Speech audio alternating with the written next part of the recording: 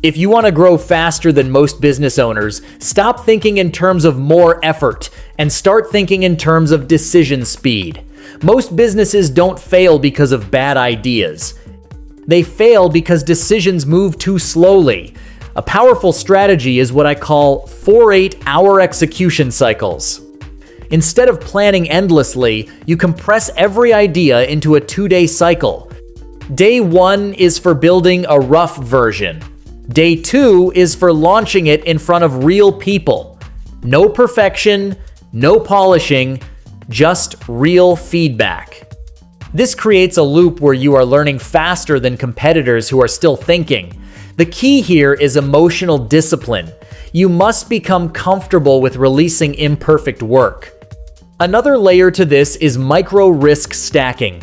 Instead of betting big on one strategy, you place multiple small bets at the same time. For example, test 5 offers instead of 1. Test 3 pricing models instead of waiting for the perfect price. Over time, these small experiments compound into massive clarity. While others are guessing, you are operating with real data. Speed becomes your unfair advantage. You are not trying to be smarter than everyone. You are simply moving faster than their ability to react. And in business, speed often beats intelligence.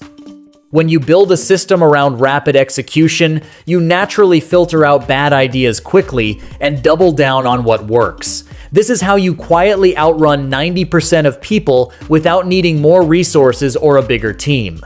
Another unconventional way to grow faster is to design your business around attention leverage instead of just revenue. Most people chase money directly, but the real growth happens when you control attention in a specific niche. Think of attention as a currency that multiplies everything else. A unique strategy here is single problem domination. Instead of offering multiple services or products, you focus on solving one painful problem better than anyone else. Then you build content, messaging, and offers only around that problem. Over time, your name becomes associated with that solution. This reduces marketing effort because people start coming to you instead of you chasing them. Now here's where it gets different. You don't just create content, you create decision content. This means your content doesn't just inform, it pushes people to make a choice. For example, instead of explaining a topic, you show why not acting is costing them money right now. This creates urgency and movement. Pair this with distribution stacking. Don't rely on one platform. Take the same core idea and adapt it into multiple formats like short videos, long videos, emails, and simple visuals. You are not creating more content. You are multiplying one idea across channels. This increases your surface area for attention without increasing your workload. When attention grows, trust grows. And when trust grows, conversions become easier. Most businesses try to optimize sales first. The smarter move is to dominate attention in a narrow space and let sales follow naturally. One of the most overlooked growth strategies is what I call friction engineering. Instead of removing all friction, you intentionally design certain points in your business to slow people down in the right way. This sounds counterintuitive, but it works because it filters serious customers from casual ones. For example, instead of offering instant access to everything, you create a small commitment step, like a short form, a quick decision question, or a limited time action. This makes customers more invested before they even buy. When people invest effort, they value the outcome more. Another powerful concept is profit layering. Most businesses rely on a single revenue stream, which limits growth. Instead, you stack multiple small profit points around the same customer.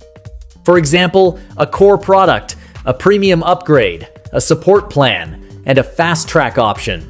Each layer increases the total value of one customer without needing more customers. This is how you grow faster without increasing marketing costs. Now combine this with time compression offers. These are offers that promise faster results instead of better results. People don't just want outcomes, they want speed. If you can help someone achieve something in less time, they will pay more for it. This shifts your business from being a commodity to being a premium solution. When you engineer friction, layer profits, and compress time, you create a system where growth doesn't depend on volume alone. It depends on smarter structure, which most competitors completely ignore. The final concept is predictive positioning. Instead of reacting to trends, you position your business slightly ahead of where the market is going. Most people follow trends when they are already crowded. You need to study behavior shifts, not just trends. For example, look at how customers are changing their buying habits, not just what they are buying. Then build solutions for where they are going next. A practical way to do this is by using signal tracking. Pay attention to small signals like repeated questions, emerging frustrations, or new tools people are starting to use.